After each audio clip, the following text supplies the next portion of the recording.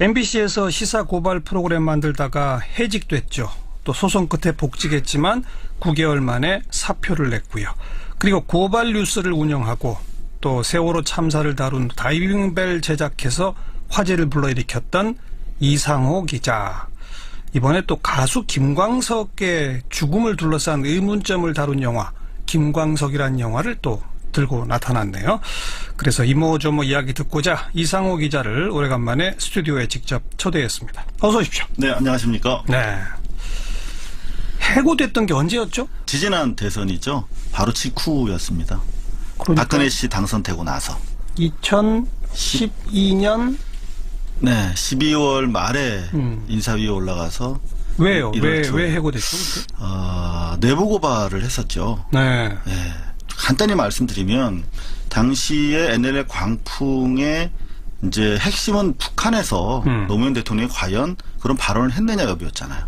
그럼 북한 쪽 사람을 만나야 될 텐데 가장 최고위층이라고 할 수 있는 김정남 씨, 네네. 김정은의 형, 그렇죠. 이복형, 얼마 전에 그렇죠. 살해당한. 예. 네.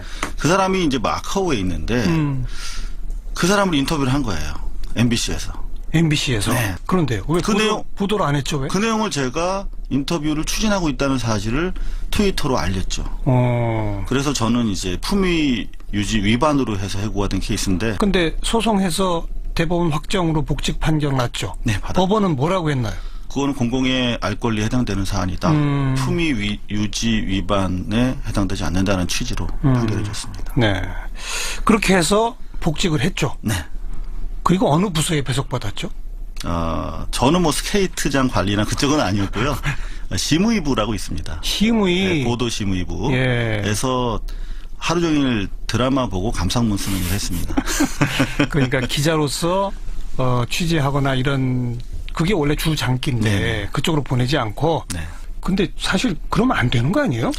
안 되죠. 근데 거기에는 어떻게 저항할 방법이 없었습니까? 저항을 했죠. 일종의 부당노동 행위잖아요. 그렇죠. 네. 근데 그게 워낙 MBC 내에 만연된 상태였고 실제로 우리 PD들 그 170일이라고 하는 어마어마하게 긴 시간이거든요. 생활인들한테는. 그때 가담했던 동료들은 전체가 다 이제 비취재부터 스케이트장, 용인 세트장 관리, 아니면 지역 지사의 광고 담당 뭐 이런 걸로 다 나눠갔죠. 근데 그런 가운데 제가 이걸 특별히 문제 삼기가 네. 그리고 실제로 그런 부당 노동 행위에 대한 판결이 계속 나오고 있었어요.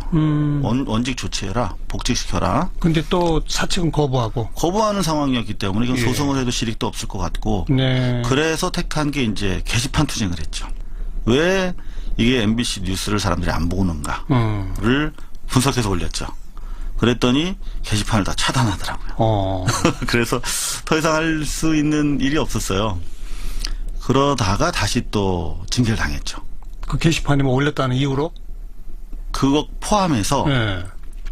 해고 기간 중에 이제 다이빙벨이라는 영화를 만들었다 하는 게 주요 제목이었습니다. 그래서 징계를 정직 6개월을 당했고 그리고 나서 다시 돌아왔더니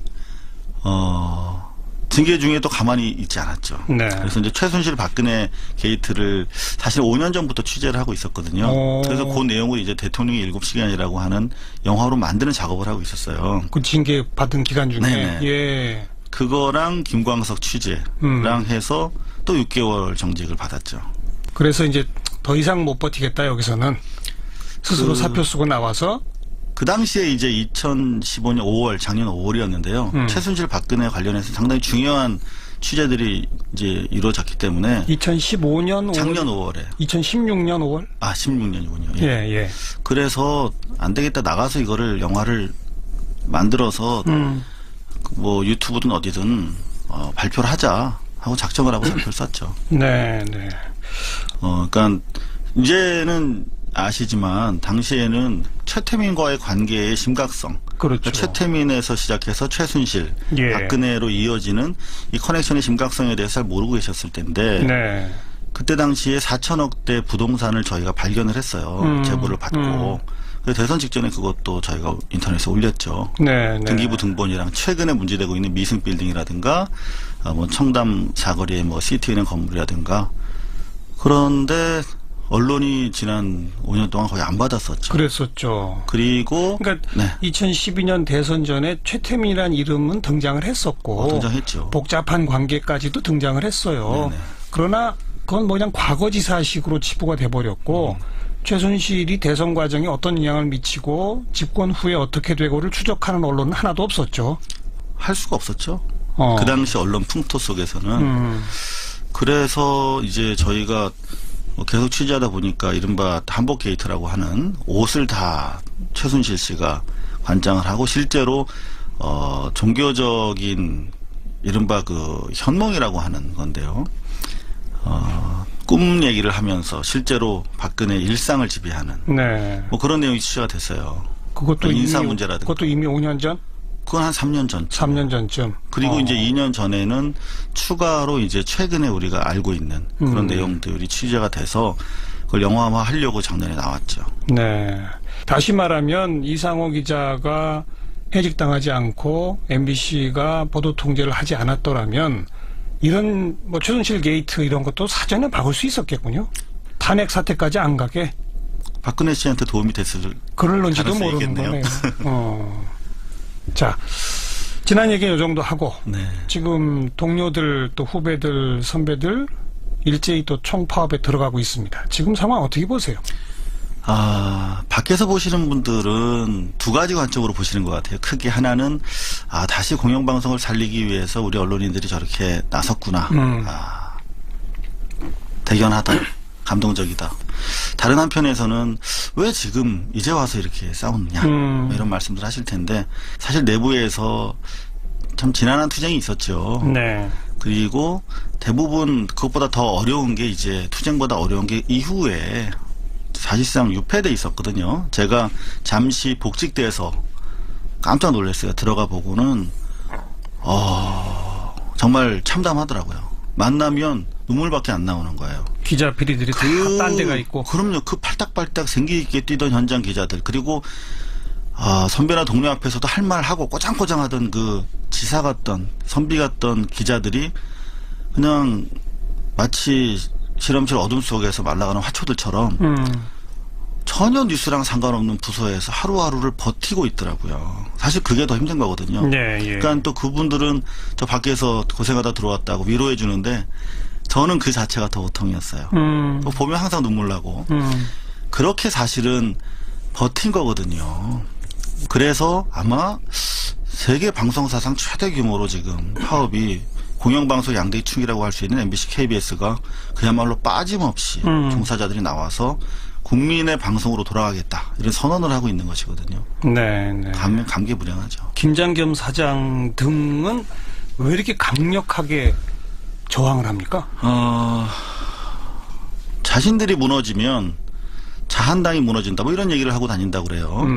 다시 말하면은 자신들의 퇴진 이후의 자리를 바라보고 저렇게 쇼를 하고 있다고 생각해요. 저는 아마 개인적으로 봤을 때 나가고 싶을 거예요. 지금 뭐 동료 선후배들 어느 하나로부터 지지받지 못하고 있는 그야말로 식물 사장인데 나가서 한 자리 받으려면은 최대한 저항하는 제스처를 보여야 할 테니까요. 가증스럽죠, 뭐. 나가서 자유한국당에 뭔가 자리를 차지하려고. 김재철 씨가 신청했던 것처럼. 그럼 뭔가 이렇게 투사로 싸우다가 쫓겨난 모습이 확실히 보여야 저쪽 당에서는 그래도 공천받고 표를 얻을 수 있다. 그렇죠. 이제는 이 정도 했으면 된 거 아닌가요? 그래서 자유한국당도 이렇게 정기국회 보이콧이라고 하는 카드까지 쓰나요? 많은 분들이 심지어 당내에서도 오늘 보니까 지금 상당히 전쟁 위협이 고조되고 있는 상당히 안보를 중시하는 그야말로 보수당에서 예. 이런 시기에 보이콧하고 있다는 게 말이 되느냐.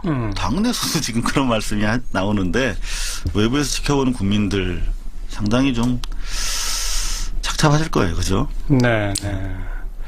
그래요. 처절한 자기 반성으로부터 방송의 구조개혁 그리고 시민과의 관계 개선에 이르기까지 개혁에 이르기까지 지난한 과정이지만 그걸 해내야만 신뢰받는 언론으로 다시 설 것이다. 네.